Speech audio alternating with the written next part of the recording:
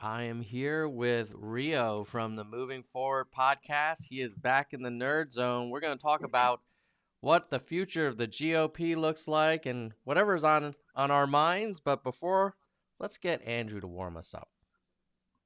There's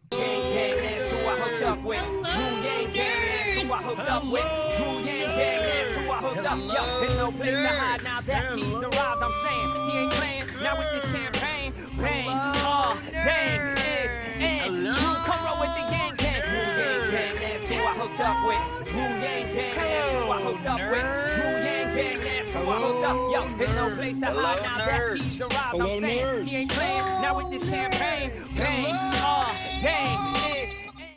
Hello, nerds. Hello, nerds. Rio, welcome back, sir. How are you doing? Thanks. Oh, I'm good. Got my coffee here. It's kind of early, 10 a.m. Or I guess you're actually on the West Coast yourself now, too, Yeah, aren't it's you? early for both of us. I schedule it this time because this allows Mrs. Nerd to not give me a lot of grief for using family time. The boys are fine with this deal because I think they play video games while I live stream. So they're like, when's your next show, Dad? They Yeah, can't that wait. works. Yeah, Yeah, everybody's we're having a bathroom remodeled a few rooms over, so hopefully it won't get noisy. We'll see. No, it's fine. So far, so good. Yeah. Wow, so folks are working on a Sunday for the remodeling, huh? That's a tough Mhm. life. Yeah. So tell me a little bit about how have you been? Like last time you were on and we were chatting together, it was before the election, I think, right? Mhm. Yeah. So Yeah, it was a little while ago. yeah, what's your take, man? Like it Good feels Lord. like the world has changed quite a bit. Yeah, Corey actually came back on Moving Forward to do an episode called "We Were Right" Oh, because a we were right. return. Yeah, all of the things that we predicted would happen during this election actually happened. Mhm. Trump trying to throw out the votes, prematurely declaring victory, trying to get the votes thrown out in court, trying to get Congress to throw out the votes. And we even predicted in advance that there would be violence, not necessarily on that day, but that Trump's would be inciting stochastic terrorism. Although I borrowed that from the Lincoln Project's Reed Galen, who was talking about the Trump insurgency. So Mhm. Reed turned out to be right, too. Yeah, that's some crazy, crazy action. You know, what's funny is my brother, he bet me $100 that that Trump would be inaugurated even after this bet was placed in mid-November. And I was like, I'll take your money. But I think Oh, he man. was waiting for what You should now he have given calls the a poor guy storm. 100-to-1 odds. Oh, unfortunately, I can't hear you anymore. I wonder what something happened with my. Uh-oh. Can you hear me now? Hold on. Technical difficulties. Stand by. Stand by, Rio. Let me just check. I got so much new tech going on right now. I think it's something with my output device. That should work. This is going to be problematic. Well, I'll keep talking in case it comes I back. can't Can you hear me? I was hearing you fine before. You're not muted or anything, are you? Nope. Oh, Mama Sula. How can we get this working again? Son of a gun. Maybe, let me unplug. Hold on. I'm going to unplug my Bluetooth. Now I can't hear you. Yeah, you can hear me, and then I just... Oh, now I can hear you, yeah. Yeah, now you can hear me. Mm-hmm. Yes. Okay, can you hear me now? Yes, I can hear you. Okay, sorry about that. Let's see. Let me see if I can get now our camera views all fixed. I love that background. Yeah, you know, when stuff works, it's super awesome. Yeah. but then every now and then I can't hear anybody. All right, so that's the problem with going live, but your hardcore fans who watch your live stream probably enjoy the little snafus. they're very patient, and I appreciate the nerds for that. So yeah, like I was saying, my brother bet me $100 in like end of November. He placed this bet. He's like, oh yeah, you know. And I think he later on, I was, after, to his credit, we settled the bet. And he was like, oh, I was expecting something to happen on Inauguration Day where Trump was going to come back. And that Trump had, in his farewell speech in the morning, he had 17 flags behind him, which was which Q is the 17th letter of the alphabet. I know that's a full-grown man. So well, what I said before my audio cut out is you should have given the poor guy 100-1 odds. I did give him 40-1. I gave him 40-1. Well, there you go. Yeah, that's good. Yeah, he bet on that wrong horse there. Boy, God, and I don't know your brother, but knowing you, Tom, I'm assuming your brother isn't it. Right? So let's talk about that. That's an interesting first topic. How did Trump manage to get millions of Americans, not all of whom are crazy, to believe this craziness? Yeah, it's really interesting. I think part of it is my brother is very uncomfortable with how much the country has changed since when he was growing up in the 80s. And he feels like he was living in Florida, and he was like very upset. He was very proud that he has not learned a word of Spanish, and he's very upset about the changing demographics. I think it started. I'm very proud of my shitty college Spanish. I love it. I was picking up some food yesterday from Popeyes, and there was a Asian American woman behind the counter speaking in fluent Spanish to her colleagues. And I said to my son, I was like, dude, like that's some skills. Like she speaks fluent English, fluent Spanish, and I would not be surprised if she knows a little bit of Mandarin. And but actually my parents on both sides, their grandparents immigrated from Germany. So it's several generations removed. And we don't speak German because on both sides, they decided that they were going to learn English. Yeah, exactly. They went all in. They didn't speak German to their kids. And so now, unfortunately, I think that was a mistake. My family has lost an important part of their heritage, at least on the U.S. side. I totally hear you. I mean, when I was growing up, my school told my parents, hey, don't speak any Chinese at home. It's important that little Tom assimilates. And now, like, sadly, certainly my English is stronger than my Chinese, but even my German is better than my Chinese because I lived in Zurich for so many years now, so I picked up a little bit of German. But right, because you've been living overseas. Yeah, I was living on the eastern part of Switzerland. So, but back to my brother, I think he really longs for the days where everybody had to follow the American culture and the American way. And in his eyes, when new influences come in, like more Spanish or even more, he's even has mixed feelings about Asian immigration. And he's genetically 100% Asian.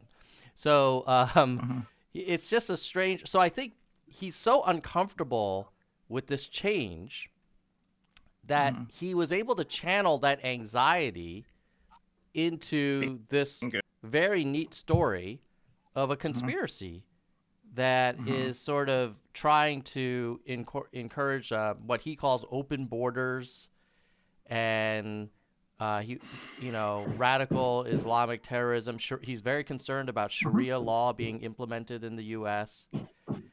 And he's just a little bit, I think it all comes down to a discomfort with the change around us. And in fairness, I think it's very natural. Like nobody like naturally loves change that you didn't plan, but it's also kind of a reality of life, right? I don't know. Yeah, well, and the times are changing, as demonstrated by the fact that my wife and I are planning to have a kid in the next couple of years, and we're already talking about making sure to hire a Spanish-speaking nanny.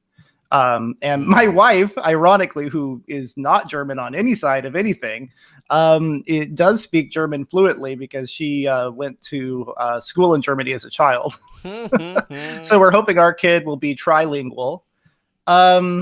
But this is actually one of the things that Andrew Yang was writing about in his book, right? The War on Normal People. There's this distancing, this growing distancing between fancy pants elites like ourselves and who have the values we have, whether we're on the right or the left. I mean, you and I are actually both right of center, I'm pretty sure, at least. Yeah, right? And then again, whether you're on the right or the left, a lot of people have very different set of values because I don't think this applies to your brother, but maybe it does. I don't know. You can tell me. But, like the way I can tell is like basically it's three things. Did you go to college? Do you travel? And have you ever, lived in an urban area? So if you've done any of those three things, you have a more cosmopolitan view of the world, right? And you're more comfortable with people being different from you, right? And politically speaking, I'm actually very sympathetic to a lot of the things your brother brought up, but I think that some people feel extra threatened by that. And I think your brother's actually an interesting case study, though, because being related to you, I'm assuming he's more like you than the person I just described. So what do you think's going on there? Yeah, because he has lived in many urban environments, and he is college educated. I think for him, there's two drivers. One is he really admires the culture and the culture of the 80s America, where Ronald Reagan was talking about a city upon a hill, and he grew up watching like Red Dawn and Alex P. Keaton and Wall Street and all these great sort of heroic kind of superior figures in a way. And it's very uncomfortable. He doesn't really understand what's going on because the world today and America today looks so different to him. And he even has remarked to me how like, oh, I don't get it. Like, Tom, you used to be a Republican, and now you're basically supporting all of these Democrats, and whenever I try to explain to him that, bro, the Republican Party as you and I knew it does not exist anymore, and the people that call themselves Republicans would probably like put Ronald Reagan's head on a spike right now. So I think it's just sort of this cognitive dissonance, and I think it is punctuated by very great discomfort around originally radical Islamic terrorism, and then the last couple of years he was convinced that Antifa and BLM were joining forces to just destroy the country. And ultimately, I think a lot of this stems from where he gets his information, because he does not read the Wall Street Journal or the New York Times or the Economist. He gets his information from, like, I know because he sends me links to articles that he thinks I should read, and I just look at the domain and I'm like, oh, Breitbart, Newsmax, OAN, and then these like very strange forums, and I don't even I almost feel like I should open them up in incognito mode, because I'm like, what is this strange place that he's going where they talk about all of these supposed connecting of dots around the Q stuff. And it's so I think it's discomfort plus where he gets his info. I mean, he even Yeah. talks about like anti-vax, not anti-vax, but COVID denial. And he's like, hey, I heard people are saying, and it's like anytime he says people are saying, I'm like, no, not people are saying. The crazy people you read are saying this. Right, but he thinks that you and I are wrong to trust the evil Yes, establishment media, right? that's No, exactly by the right. Yeah. way, the Wall Street Journal, right? That's not some liberal rag historically, right? That's the No. right-wing newspaper. And Yeah. and they called for Trump to resign, right? Indeed. Yeah. The editorial board of the Wall Street Journal called for Trump to resign, right? And then no less than the National Review turned on Trump after that insurrection. I mean, what do they want? I think it's populism. I think you're right. I Yes. think it's Yeah. populism. That's what it is. It's a lack of faith in our institutions. And ironically, they think of it as patriotism, but really they're giving up on free speech and the free press, right? Because Trump was attacking the press. Yeah. They think their free speech is under threat because, a private company like Twitter won't let them spread misinformation on their platform, right?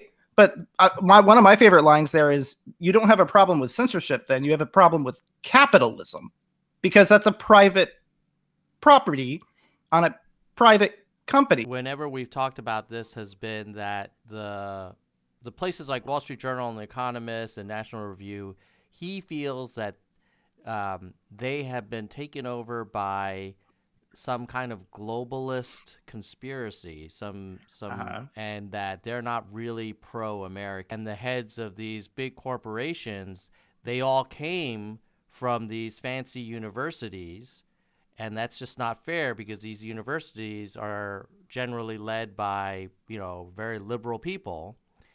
And so he just feels like there's this whole system that is in control that is against, his political beliefs. And what I've told him is like, look, man, like there's lots of universities out there, and there are conservative ones and there are very religious ones, if that's your thing. And if they can code well and they can teach computer science well, they will for sure birth a lot of startups. And you have great schools like BYU that are, generally not liberal bastions, but they produce fantastic graduates. So you can't, I mean, if you are for a free market, you can't say, well, I don't like Goldman anymore because there's too many Harvard grads there. It's like, well, then just don't do your business with Goldman. I don't know. Well, yeah, something else that I found that works, Tom, is pointing out that the lack of faith in reputable journalism and schools and our financial system and our democratic process that the alt-right populists have, right? That is also true with far left, communist, socialist, Bernie Bolshevik type populists as well. And in fact, out of context, you can't tell which one is talking to you. Yeah. Right. Yeah. And so that says something to me. Right. And another thing I've been pointing out is that if it was really right wing, you wouldn't need to put the word alternative in front of it. Right. It would just be right wing. It says something that the alt-right and the far left both have a protectionist trade policy, which until recently has only been a thing on the hard left, because it's opposed to free trade, right? It's literally left of Joe Biden on trade policy, right? They're both isolationist, which again is also usually a left-wing thing. Oh, America is, too involved in these neoconservative, foreign wars. We need to bring our troops home and keep paying them, even though there's nothing for them to do, etc. All of that is very lefty, Yeah. And so on trade and foreign policy, the alt-right is more like Bernie Sanders than it is like Ronald Reagan. Yeah. And it's interesting. I wonder how the GOP will evolve. White House, he's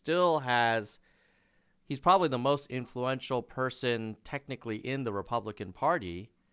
And I'm just kind of curious what your thoughts are in terms of a Romney-esque Republican Party, or like a McCain Flake type center right Republican Party, or do you think this thing is just going to be Trump's party, and then all of the kind of traditional Republicans, like I can think you and me may have been bucketed into in the past, like what place do we have in the GOP? Yeah, that's a really good question, Tom. I've been thinking about it a lot. The future of the Republican Party per se, as I am about the future of right-wing politics, right? So, one thing that could happen is all of the never Trump conservatives and the right-wing Democrats, right, become the new establishment of the Democratic Party. And the Democratic Party actually moves even further right than it did under the Third Way after the fall of the Soviet Union, and basically replaces the Republican Party as a classically liberal party, which is what real right-wing politics is, as opposed to social liberalism, which is a compromise with socialism. That's one possibility. And I would be fine with that because at least we'd still have a right-wing party. And then the question is, do all the Bernie Bolsheviks go join the GOP? Well, it seems to me like those together. So the Mitt Romneys of the GOP retake that party.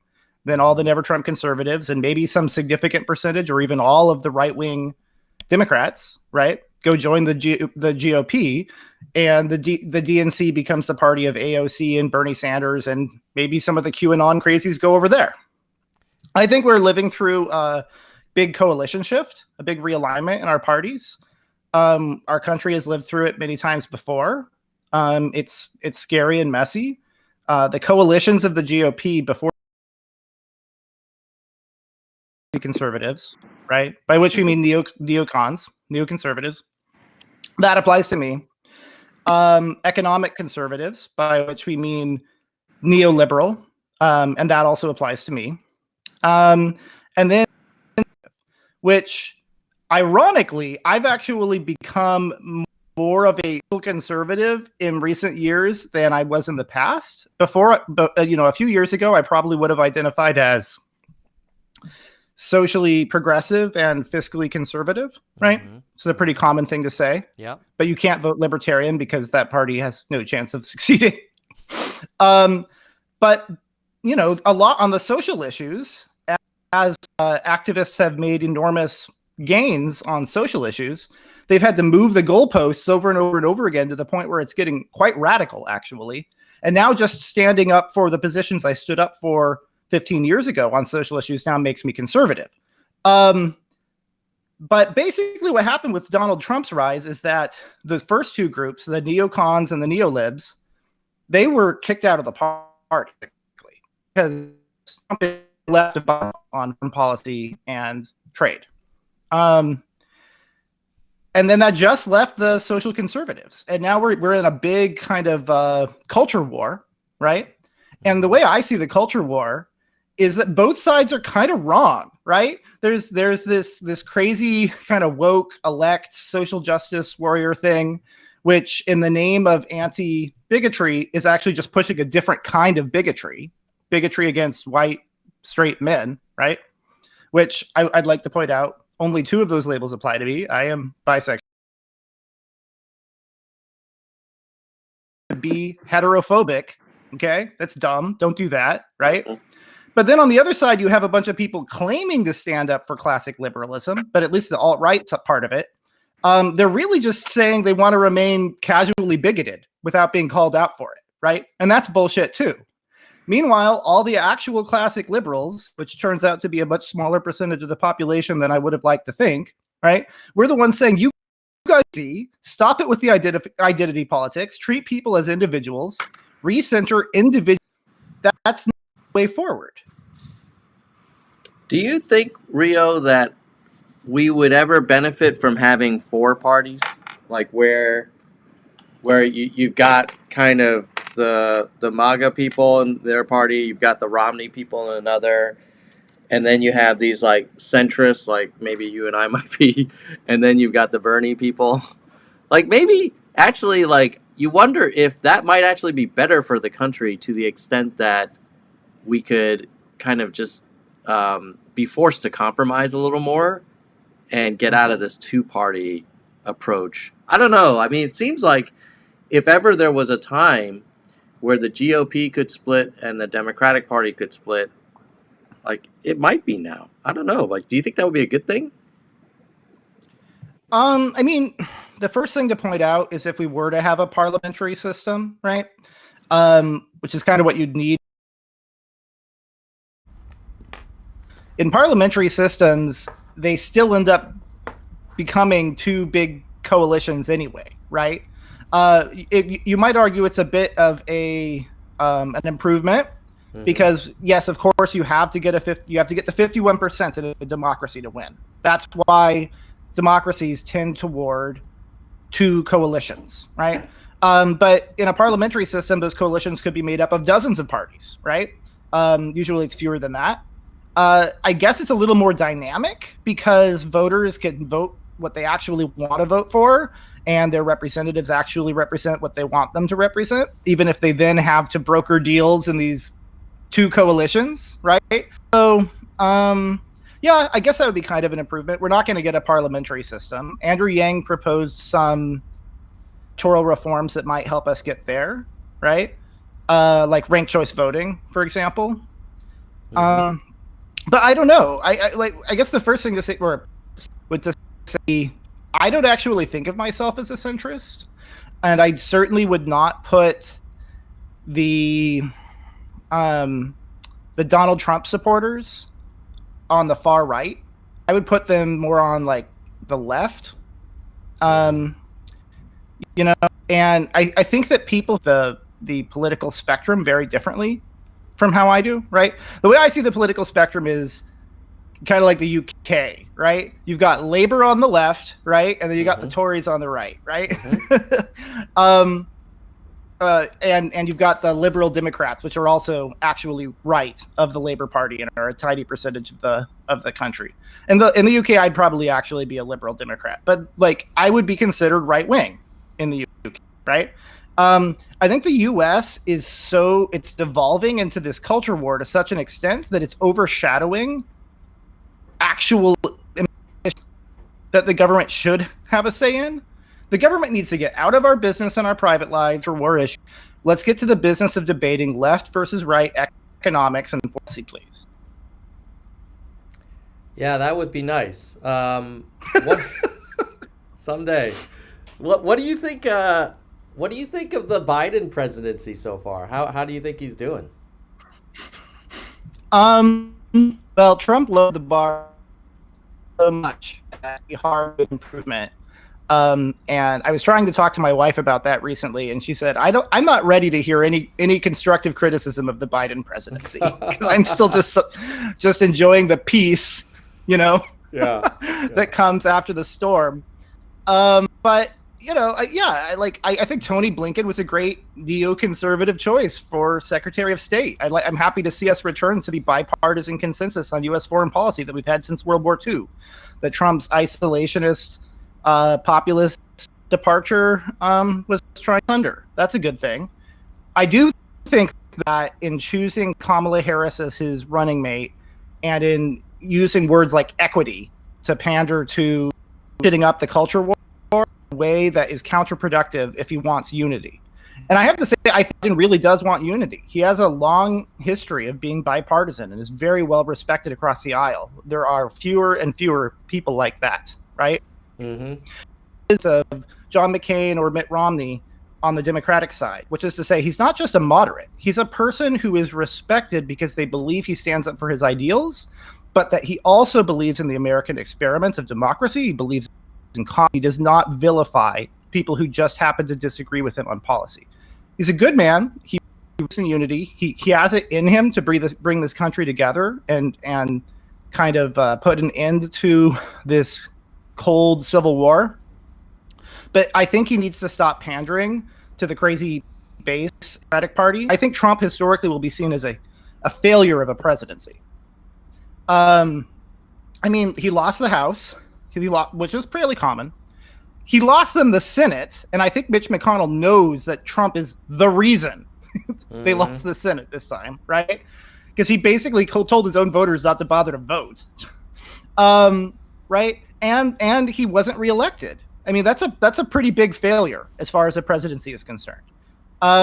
His one big legislative achievement wasn't really his. It was just something that the Republicans in Congress did with the support of conservative Democrats, and that was the tax reform bill, right? So, yeah, no, I think Trump was a failure. And Trump's mistake here was that he was pandering to the base at the expense of independents, right? And moderate people in his own party. The GOP has shrunk under his leadership. I don't think Biden should repeat that mistake. The base are do not pander to them. Those people are going to vote for you no matter what, because the other party more than life itself, more than they love life. I don't know. They hate, maybe they're very cynical. The point is they are going to vote for you, right? So take those people for granted. Do not alienate people like you and me. Do not ratchet up a culture war pandering to the crazy far lefties. That's my biggest criticism of so far. Well, you know, there's going to be a very interesting flashpoint, I suspect, for Biden if the purported caravan of migrants from wherever, is it Honduras or somewhere, that will make it to the southern border. Because in my mind, we have to be a nation of laws, so we have to be very careful about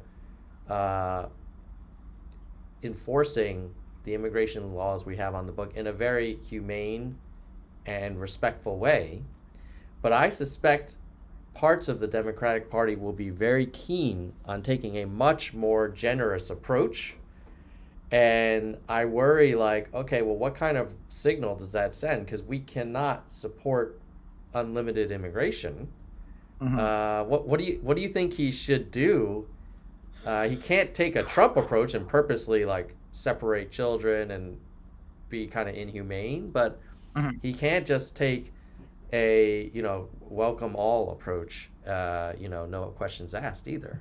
Well, I mean, he's signaled that he's going to take the George W. Bush approach to immigration, which is to say we need comprehensive immigration reform. It is not sustainable to have millions of people living in our borders, many of whom are married to American citizens, right?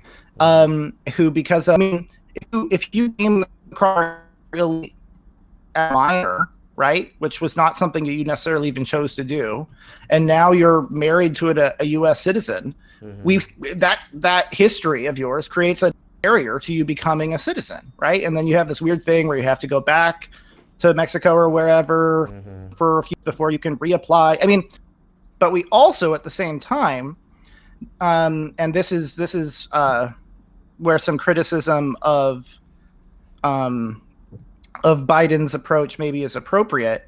I think that he needs to say more about, like you said, enforcing the laws against illegal immigration. Because if you have a pathway to citizenship, that is going to motivate more people to try to immigrate illegally, right? So you need to do that, but simultaneously make it close to impossible for people to immigrate illegally, right? I mean, honestly, I think Andrew Yang had great immigration policy. I mean, he was pushing for and still is, pushing for a universal basic income, which if you want to talk about an incentive to try to get to the United States, that's a big one, right? And so he simply said, well, we'll write it into the freedom dividend bill that, you have to be a citizen for 20 years, something like that, before you can actually collect your UBI. Well, that's a really good idea. That's the equivalent to if you had been born in the country, you waited until you become an adult to collect it, right? So if you become a citizen as an adult, you should wait the same period of time before you can start collecting your UBI. There are ways of addressing this problem that kind of tamp down the xenophobia, right? While at the same time, creating a more sustainable future for this country. I mean, the people who just don't want brown Spanish-speaking people here, those people are bigots, and we should ignore them. But people who are concerned about, as you said, us being a nation of laws, I think they're completely right to be. So, yes, I think Biden needs to do comprehensive immigration reform that includes strictly enforcing our laws against illegal immigration. Yeah. Oh, and by the way, the far left called Obama the deporter in chief while he was in office, because Democrats historically actually do that. You know, if people paid attention to the news, the real news, they would know that. Yeah, it'll be interesting to see how Biden handles this, because I think if he takes two sort of, if he doesn't try and balance between enforcement of the law and being a very humane and pro-immigration administration, I think it will only piss off that MAGA group even further, because then they're going to say, you see, he is for open borders. And all of our fears have come true, kind of thing. On the other hand, he does have a very vocal kind of left wing of the Democratic Party that is saying, hey, universal health care for anyone, regardless of immigration status. Yeah, I mean, there's actually some tensions on the left there. Believe it or not, there is a long history of being anti-immigration on the political left in the U.S. and everywhere.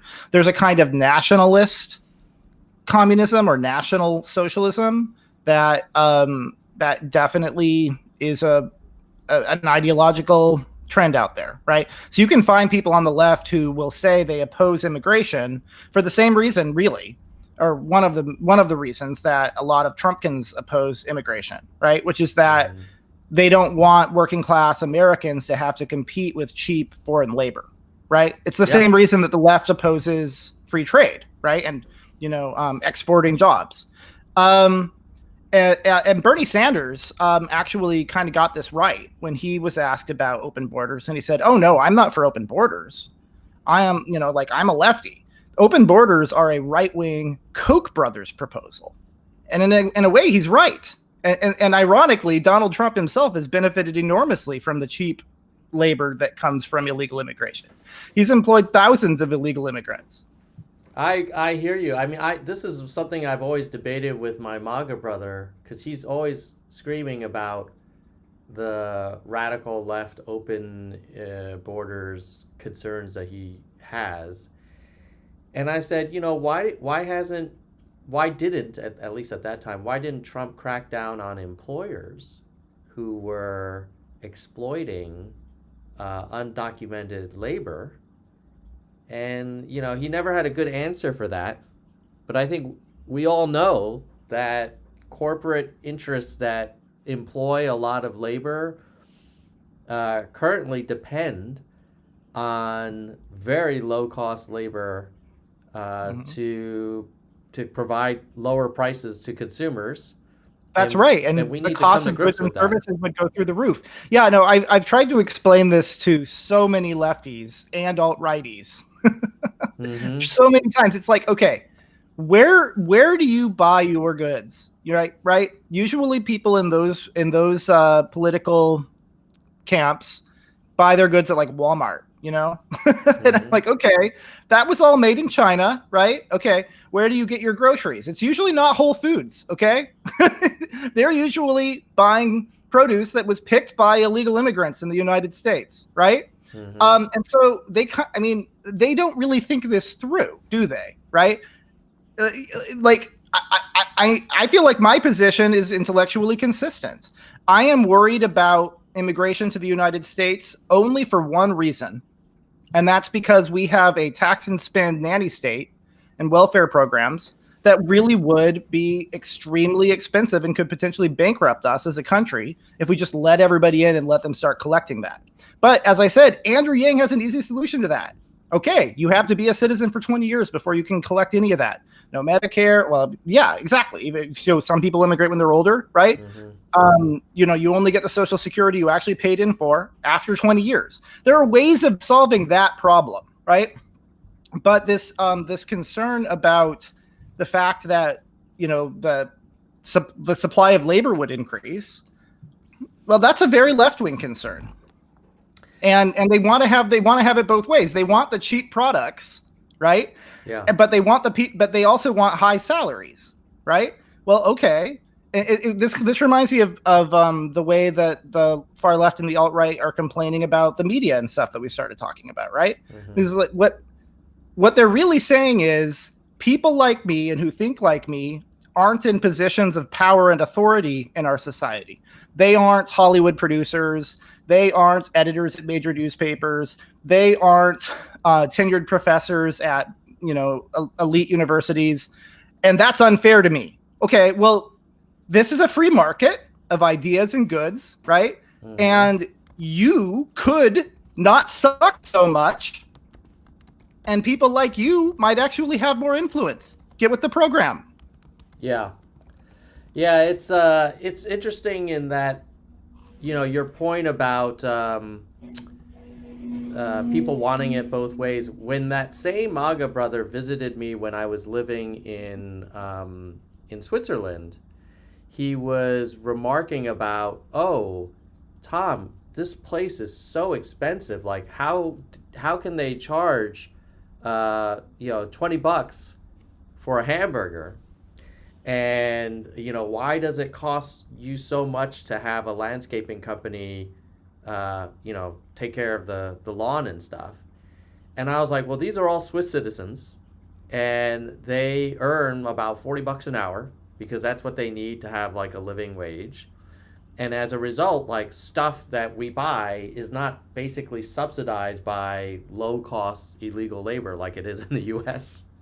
I mean, why do you think you can go to the supermarket and buy this produce at these extremely low prices in the U.S.? It's not because, it's being done by robots. Maybe someday it will. But it's being done by people like seasonal labor that are probably being paid well below $40 an hour, well below $15 an hour, have no health insurance, whatever.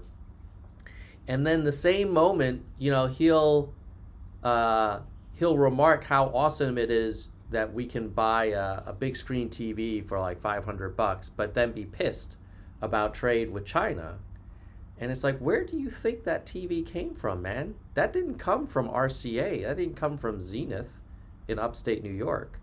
So I kind of feel like, look, maybe we need to reset our expectations about how many things we can buy for $1. If it means that we can provide for a better living for our neighbors and for this country, like, I'm okay with that. I don't need to keep buying all this stuff for like $10. I'm okay with that, but you can't have both. You can't have it both ways. You can't want Walmart and Costco prices and then be anti-trade and anti-immigrant labor. Like, you kind of have to pick. But I don't think people are prepared for that. Yeah, no, precisely. I mean, and also, frankly, there's nothing stopping people from supporting, made in America products right now, right? But they like won't, this. because it's too Well, expensive. they should.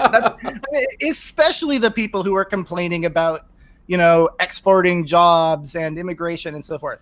But, I was recently reading this book called The Meritocracy Trap by Daniel Markovits. He was on the Nerd Show. I had an opportunity to interview him. Yeah, great guy.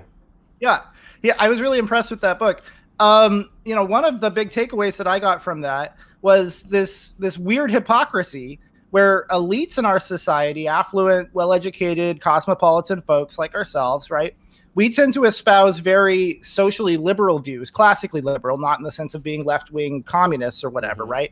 But we tend to be in favor of different kinds of family structures. We're very libertarian, small government, etc., right?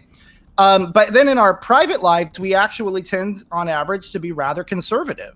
We're more likely to have a stay-at-home mom.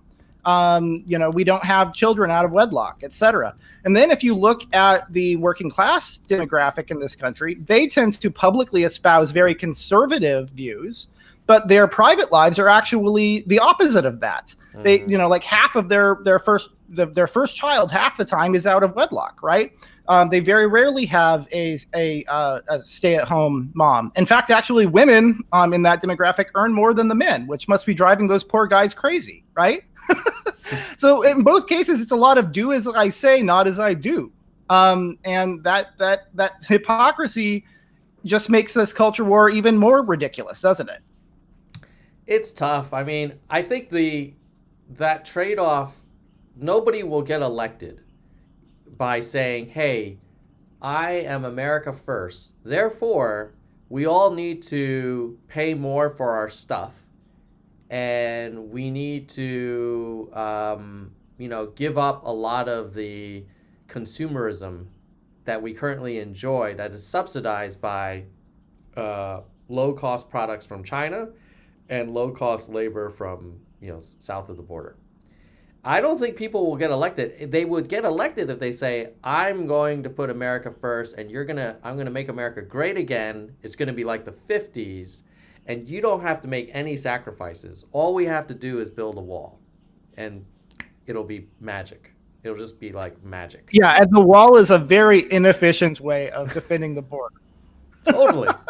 I mean, this is the 21st century. The Great Wall of China didn't work, right? For a reason, and that was before you could fly over it with airplanes.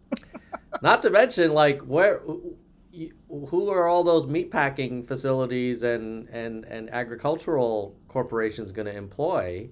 I mean, it requires a big shift.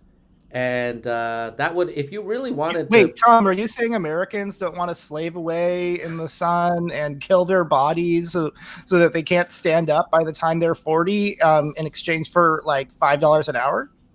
I think that is exactly what I'm saying. They don't want to do that. And so we have to pay enough to make that a smart move. Or we need to VAT the economy and have a basic income so people... Bingo, that's what I want to do. Yeah. Honestly, I think that especially if you have a UBI that's indexed to GDP, it makes so many of the other traditional left-wing interventions in the market totally unnecessary. Yeah. I don't think you would need a minimum wage at all, actually, if you had that.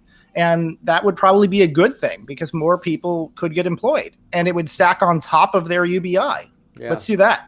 I hear you, man. I hear you. It's I would not be surprised if 10, 20 years from now, people are like, wow, when Andrew Yang ran in 2020, like his solutions would have, were basically like the end game where we needed to end up. And it just took us a long time to get there.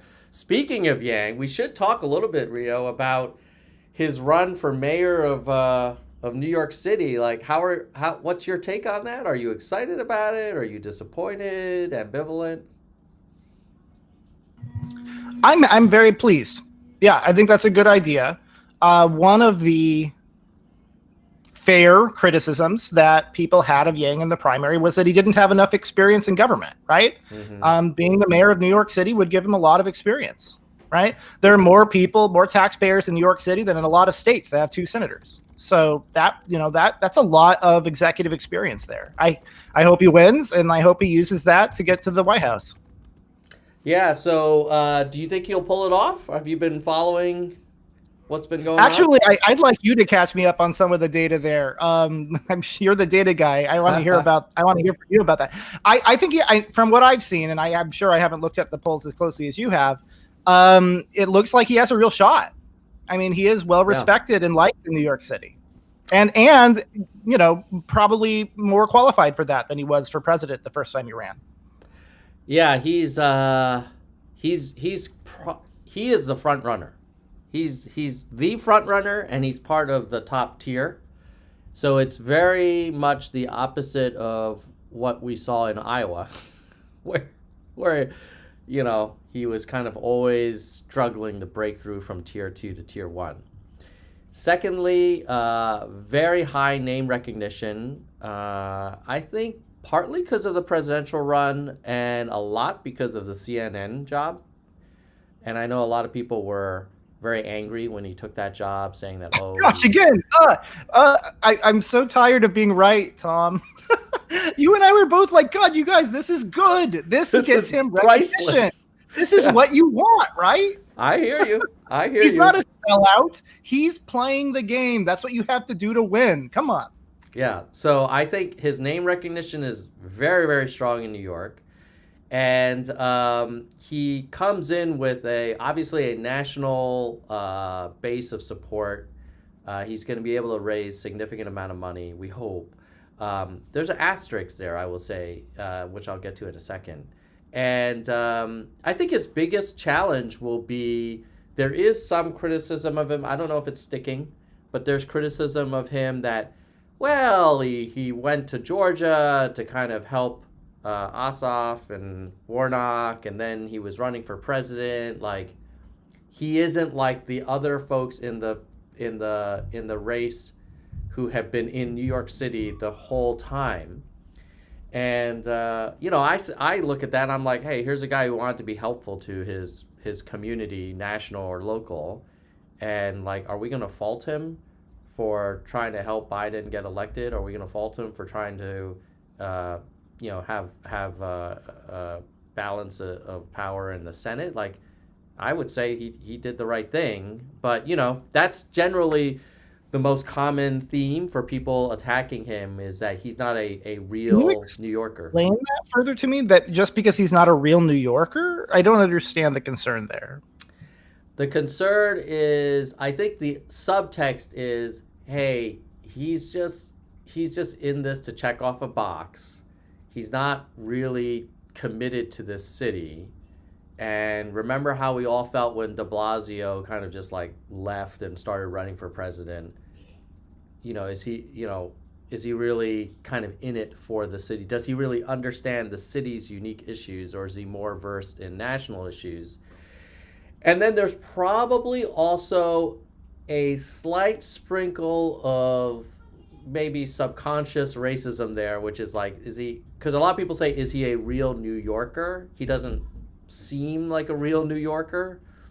And you wonder, like, what's behind that? I won't go, I won't sort of dwell on that. It is what it is. But I think ultimately, the gamblers have him as the highest probability candidate. He's probably about 35% chance, and the next guy is like 20% or something. So it's kind of his to lose. So I'm excited. It would be historic. First Asian American mayor of New York City, and also huge pilot, $1 billion pilot around basic income. A bunch of other ideas. I don't know if most of them will work, but I like that he wants to kind of experiment and try new things. No, and a citywide UBI pilot would actually be great. I mean, of course, the cost of living in so that $1,000 is as far there as it would in, say, Kansas, right? But it'll still be a huge stimulus of the New York economy from the bottom up.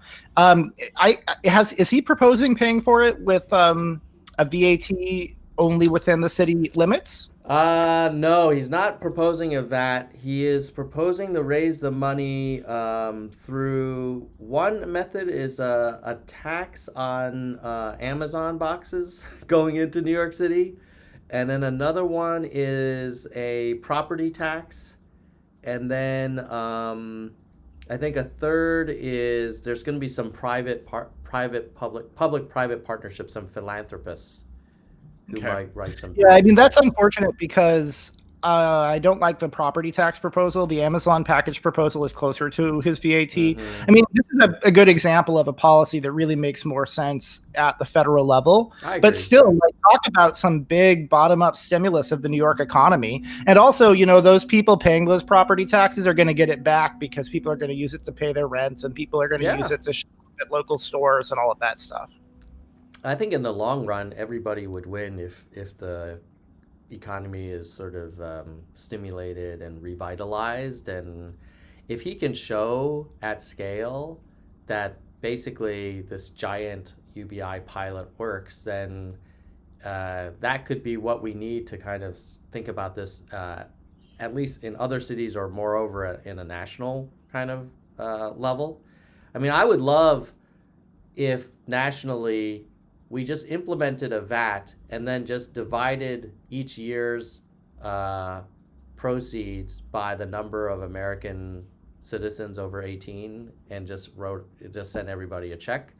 And it really would be a dividend. It wouldn't be a fixed amount. It would be, hey, when the economy's doing well, like we're all going to get a little bit. Yeah, I think you probably need to give it like a floor, like a minimum that you'll always reach. But yeah, I think that's a good idea. You know, I think if it's a percentage of the VAT, then I would imagine even Republicans would get behind it, because it's like, hey, this literally pays for itself. It's deficit neutral. But yeah, at any rate, so he's in a good place. Now, in terms of the fundraising, the interesting thing about Yang is because he's so well known, there is an expectation. I think the next fundraising kind of announcement will be early March. I think March 11th, if I remember. And it'll be important for him to post some big numbers, because if he doesn't, people will say, oh, he's just a Twitter candidate. He doesn't have real support, to win, kind of thing. And then the second thing that is a risk is that because he is a front runner, a lot of Yang Gang may feel like, oh, well, then I don't need to pitch in because he's got this. And then that becomes sort of you guys send Yang money, even if you don't live in New York. If you want to help him get to the White House someday, send him money. Absolutely. That's a no-brainer, right? Like, if you gave for... max out again. Honestly, it was a long shot when we gave him money for the presidency. Right. This actually has a chance of getting the guy elected. This is as close as we've ever been to getting victory. So you could argue whatever you gave in the presidential, you should give more. Because, mayor of New York City, I think New York City's economy alone would be, if it were a country, it would be number 11. It would be right after Canada. So it's a big-ass job. And if he can pull it off and help New York, number one, as an American, I feel like New York City's a national treasure. Like, it's a really important city. We all, even though I'm way on the other side of the country, I want New York to thrive. And so I think that's good for the country. Californians are more likely to fly to New York than we are to go to a lot of the countries in the middle of the states in the middle of the country. Well, it's cheap. It's cheap to fly there too, Yeah, they've got some good food. They've got some shows. It's a cool city. So I think if you care about Yang and you want the country to do better, having him do a great job in New York is absolutely a critical path to getting there. And whether you wanted him to be... That is the gamble, though, I guess, right? If he runs for mayor and loses... really sad. Yeah. And he made that bet. So, whether you liked it or not, we have to win. It's almost like he's too big to fail now. We have to get him in there. So hopefully he pulls it off and the rest of us can get excited about it. But I do sense that some Yang Gang are kind of disappointed that he didn't want to start a third party and run for president in 2024. And if you just if you're an odds maker, he has a far better chance of becoming mayor of New York City than president under a new party in 2024. Yeah, I imagine wearing a math hat and being that bad at math. Yeah. I'm sorry. No. His chance of succeeding there would be zero.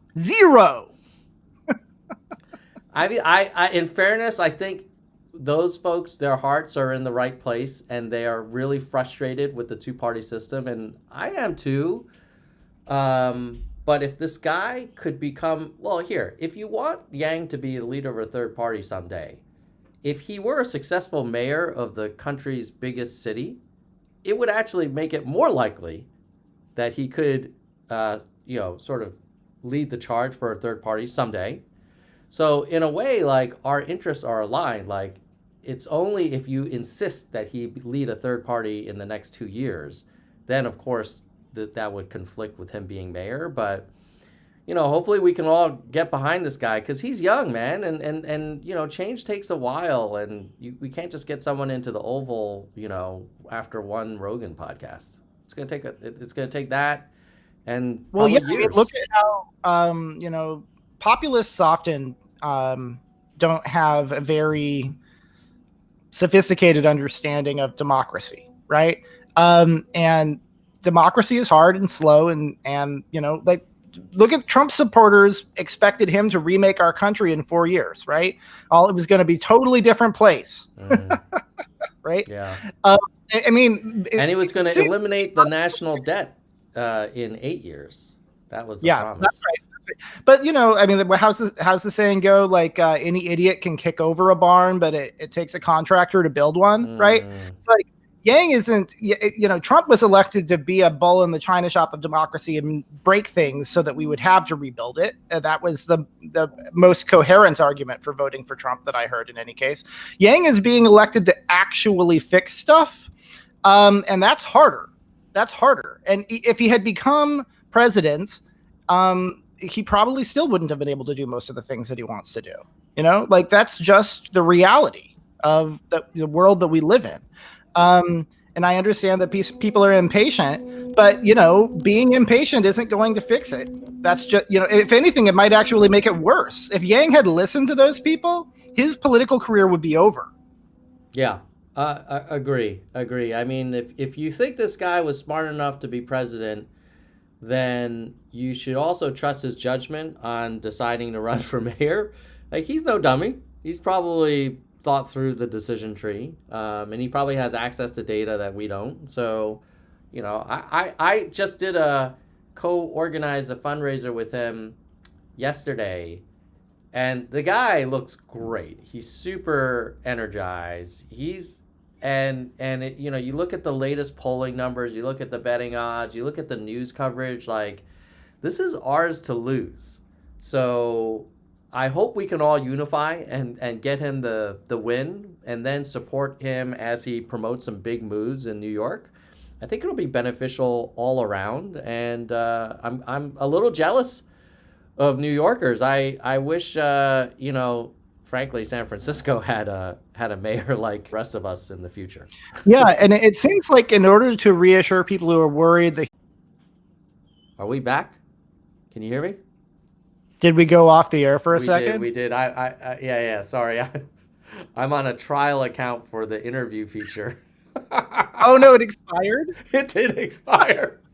But let's. So he has been enjoying. He has a law degree from Columbia University, which is in New York City. Like, his wife is from Queens. Like, come on. Like, it's not like he just moved here from New York as you can get. Yeah, come on. So, all right. Well, look. By the way, amusingly, Donald Trump is also now he's a Floridian. He's been a New Yorker his whole life. Yeah. He's a staple of New York City, and now he's a Floridian because the people in his own city can't stand the guy. That must be fun. Also, he can't go back to New York State because he's facing so many charges for state crimes. He's a strange bird, man. I saw a picture of him on Twitter with McCarthy or whatever, and he was in this sort of very kind of ornate, kind of gold gilded room in Mar-a-Lago, and it was like a oligarch, like a wannabe oligarch. Yeah. Yeah. Sam Harris called it bath party chic. Yeah. He probably, yeah. So at any rate, he was endorsed by the Taliban, so you never know.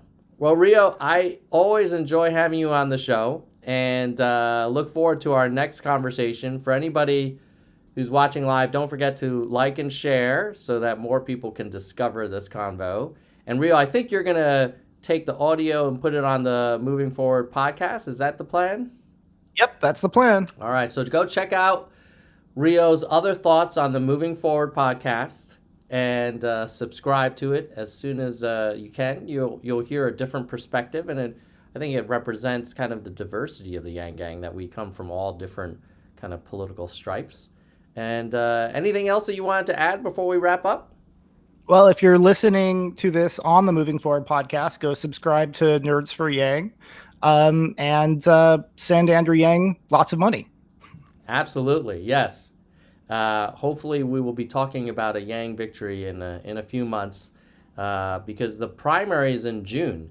If he wins that primary, it's very likely that he will win the general. So this isn't like some year-long battle. Like it's months till we might have mayor of New York City, Andrew Yang. Like that would be pretty freaking cool.